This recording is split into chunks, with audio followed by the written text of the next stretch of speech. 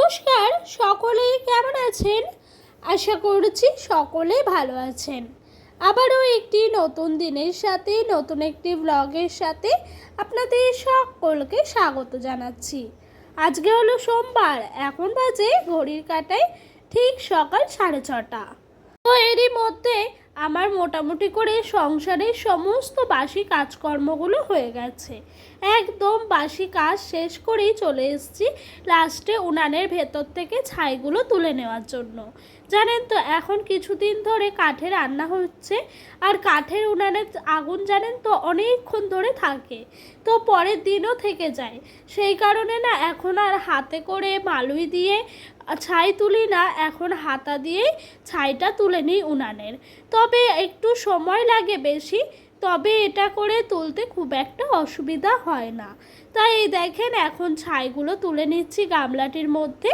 এরপরে গামলাটিতে পুরো ভর্তি করে ছাই নিয়ে চলে যাব একদম ওই যে আমাদের বাড়ির কুয়োর পাড়ের শেষ প্রান্তে। ওখানে ছাইয়ের ঢিপ করে রেখে দিয়েছি, ওখানে সমস্ত ছাইগুলোকে ফেলে রাখবো। আর ওখানে সমস্ত ছাইগুলো জড়ো করে রাখি, যখন দরকার হয় তখন নেই। যেরকম ধরেন এই যে আমাদের বাড়িতে কত কচু গাছ আছে, সেই সমস্ত গাছের গোড়ায় দিতে হয়। তার সাথে যদি কোনো সময় জল জমে থাকে উঠানে বেশি, সেই জায়গাটায় ছাই দিয়ে দেওয়া হয়। যাই হোক, এই দেখেন ওইদিকে আমি ছাই রেখে বাসি নাইটিটি ছেড়ে নিয়েছি। এরই মধ্যে চা খেয়ে নিয়েছি, ডোডোকে পড়তেও বসিয়েছিলাম। বেশ কয়েকটা কাজকর্ম করে নিয়েছি, যেরকম বিছানাটিও তুলে নিয়েছি। তবে আজকে বাড়ির সামনে থেকেই ডোডোর বাবা মাছ নিয়েছে। এগুলো হলো রূপচাঁদা মাছ। এই মাছ জানেন তো আমি কখনো আগে খাইনি, তবে বিয়ের পর এখানে এসে খেয়েছি। তবে এই রূপচাঁদা মাছের আঁশগুলো একদম ছোট ছোট হয়, ওগুলো বটি দিয়ে তোলা যায় না জানেন। ওই আঁশগুলো না নুন দিয়ে চটকে তারপরে সানের মধ্যে ঘষে ঘষে তুলতে হয়। যাই হোক, মাছটা ভীষণভাবে স্লিপ কাটছিল, বারবারই আমার হাত থেকে পড়ে যাচ্ছে। আর জানেন তো কাঁটাগুলো ঢুকে ঢুকে কেমন যেন একটা ফুটো ফুটো হয়ে গেছে। যাই হোক, ওই দিক দিয়ে মাছগুলো সুন্দর করে কেটে নিচ্ছি। আর আমার পাশে বিড়ালটি দেখেছি কেমন করে ঘুরঘুর করছে। ওদিক দিয়ে মাছটি বেছে নিলাম। সকালের সমস্ত খাওয়া দাওয়া শেষ করে নিয়েছি, বাসনপত্র ধোয়া মাজা করব। তার আগে এই গ্যাস ওভেনটা ভীষণভাবে নোংরা হয়েছে, গ্যাস ওভেনটা পরিষ্কার করে নিচ্ছি। জানেন তো আমি বুঝেই পাই না, আমরা তো প্রত্যেক দিন কাঠেই রান্না করি, তবে এই গ্যাস ওভেনটা কিভাবে এতটা পরিমাণে নোংরা হয়। তো যাই হোক, কালকে রাতে কিছুটা মতো চিকেন রাখা ছিল ডোডোর জন্য, আজকে সকালে খাবে। তবে কালকে রাতে ইঁদুরে জানেন খেয়ে নিয়েছে, আর পুরোটাই খেয়ে নিয়েছে। ঝোলটা একেবারে পুরো গ্যাসের মধ্যে ফেলে দিয়েছিল। তার সাথে আগের দিন আমার কাছ থেকেই মাছের ঝোল একটুখানি পড়ে গেছে, সেই কারণে গ্যাস ওভেনটা আরও বেশি করেই নোংরা হয়ে গেছে। তাই দেখেন এটি দিয়েই কিন্তু গ্যাস ওভেনটা সুন্দর করে মুছে নিচ্ছি। আর জানেন তো, পরিষ্কার পরিচ্ছন্ন কাজকর্মেই কিন্তু মা লক্ষ্মীর বাস। তাই আমি সব সময় ঘরের যেই জিনিসগুলো একটু নোংরা হয় পিট ফাট করে পরিষ্কার পরিচ্ছন্ন করে রাখার চেষ্টা করি। আপনাদের সঙ্গে গল্প করতে করতে এদিক দিয়ে আমার গ্যাস ওভেনটা পুরোপুরিভাবে পরিষ্কার হয়ে গেল।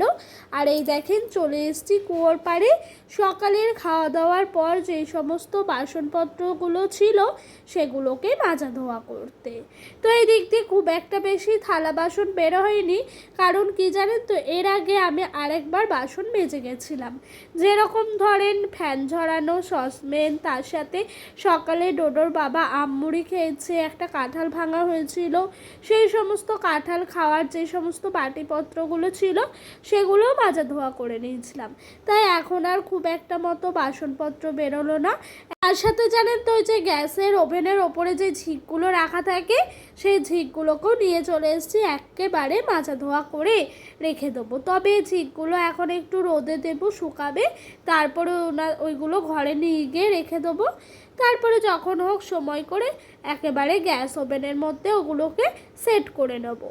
এদিক দিয়ে আপনাদের সঙ্গে গল্প করতে করতে আমার সমস্ত বাসনপত্রগুলো মাজা হয়ে গেল। এখন ধুয়ে নিয়েছি, সুন্দর করে নিয়ে এবার ঘরে রেখে দিয়ে আসবো। তবে এখন অনেকই কাজের চাপ আছে জানেন। সকাল সকাল আজকে ঘুম ভেঙেছে, তবে সকালে একটু কাজ ছিল, যেরকম জানেন তো ভিডিও এডিটের কাজটা আমি রাতেই করে রাখি। কালকে একটুখানি নিজেরই শরীরটা সাথ দিচ্ছিল না, তাই ভিডিও এডিট ভয়েস ওভার কিচ্ছু করা হয়নি। তার জন্যই জানেন তো ভোরবেলা উঠেছিলাম আজকে, ওই আপনার হবে 4টে নাগাদ উঠে কিন্তু আমি ভিডিও এডিট করেছি, 5টা থেকে ভয়েস ওভার দিয়েছি, তারপরে আমি সংসারে কাজে লেগেছি। এতে করে সংসারে কাজ করতে একটু লেট হয়ে যাওয়ায় সমস্ত কাজকর্মগুলো লেট হয়ে গেছে। জানেন তো আমাদের মতো মধ্যবিত্ত পরিবারের বউরা সংসারে একটু সাশ্রয় করার জন্য কতই না কষ্ট করে দিনরাত।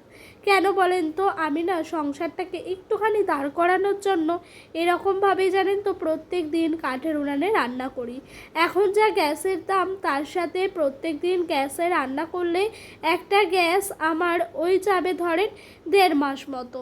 এতে করে প্রচুর গ্যাস লাগবে, তার সাথে পয়সাও অনেকটাই লাগবে অ্যামাউন্ট।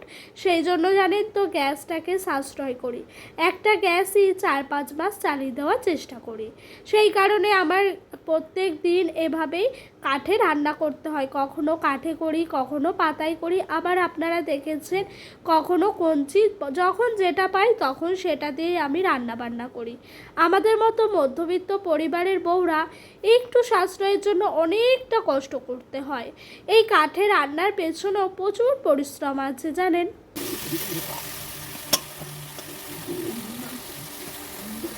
যেরকম ধরেন কাঠের উনানে রান্না করতে গেলে সকালবেলা আগে থাকতে আমাকে হাঁড়ি কড়াইয়ের মধ্যে সার্ফ ছাই লেপে রেখে দিতে হয়, তার সাথে উনুনে ছাই তুলতে হয়। আর উনানটা ধরেন ল্যাপা পোছা, আমি ধরলাম গ্যাস ওভেনও কিন্তু ধোয়া মাজা করে পরিষ্কার পরিচ্ছন্ন করতে হয়। এইরকমভাবে কিন্তু অনেকটাই কাজ বেড়ে যায়।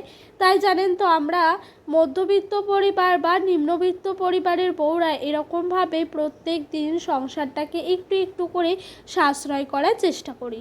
এদিক দিয়ে ভাতটা অনেকক্ষণই হয়ে গেছে, উপর দেওয়া ছিল, ফ্যান নিয়ে গেল, তো সেই কারণে পুরোপুরিভাবে সসপ্যানটা ধোয়া মাজা করে নিয়ে এসেছি। এখন ভাতগুলো তুলে নিচ্ছি। ওদিক দিয়ে তরকারি এখনও হয়নি জানেন, তরকারি আধ ফোটা হয়েছে। এখন একটু ফুটফুট ফুটফুট করে চালে ফুটে নেক, তারপরে তরকারিটি নামিয়ে নেব। আর জানেন তো এই ভাতটি ঢেলে রাখি, কারণ কি বলেন তো, ভাতটি ঢেলে রাখলে না আমার অনেকটাই সুবিধা হয় কালকে সকালে বাসনটা মাজতে। না হলে এই হাঁড়িটা থেকে যায়, তার সাথে কালি হাঁড়ি ঘরে ঢোকাতে আমার একটুও ভাল লাগে না।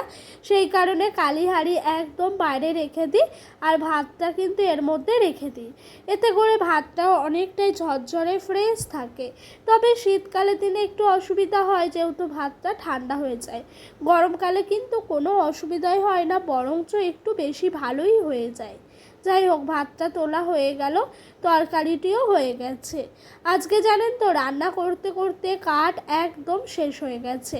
তবে আজকে রান্না করছিলাম পুরোপুরিভাবে বাঁশ দিয়ে।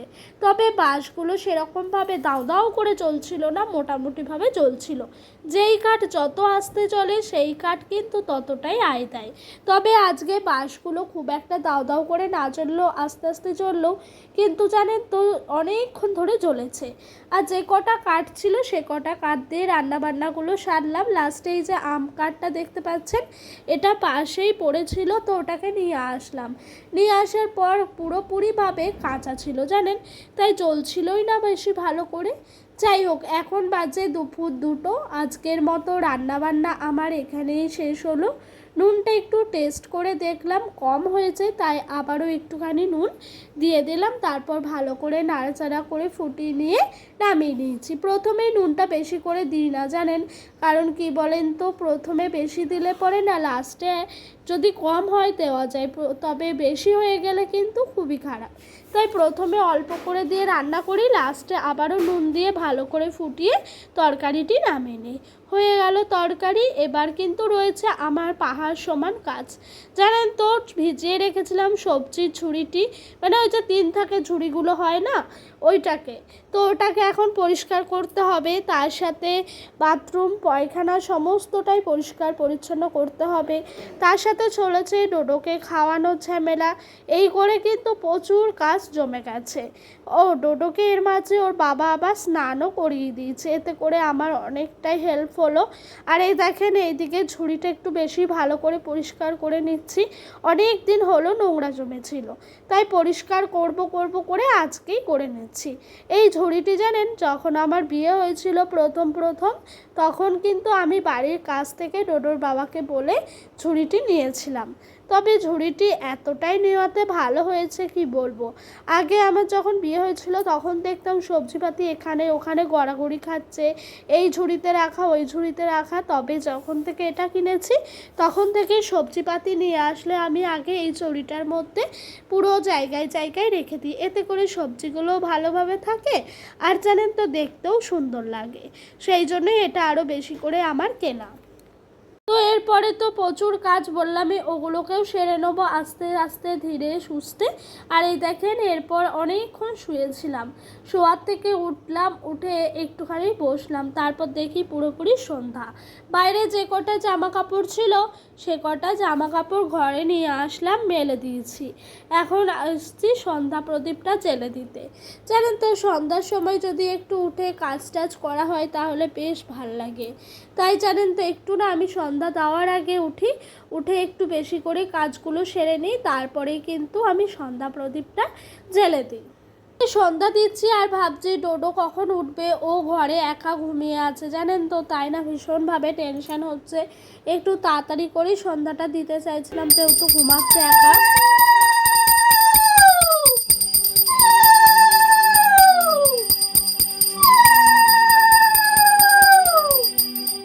সন্ধ্যা দেওয়া তো হয়ে গেছে, তারপরে বোতলে 1 বোতল জল নিয়ে নিচ্ছি। আমাদের এই মাটির ঘরের যেই জলের জারটা থাকে এর মধ্যে জলটা না ভীষণ ঠান্ডা থাকে জানেন, তবে আমাদের ওই ঘরের জলগুলো না খুব তাড়াতাড়ি গরম হয়ে যায়। তাই আমি 1 বোতল করে ফাঁকা রাখি, প্রত্যেক দিন সন্ধ্যা হলে আসি এই ঘরে, এসে সন্ধ্যা দেওয়ার পর এখান থেকে 1 বোতল করে জল ঘরের দিকে নিয়ে যায়।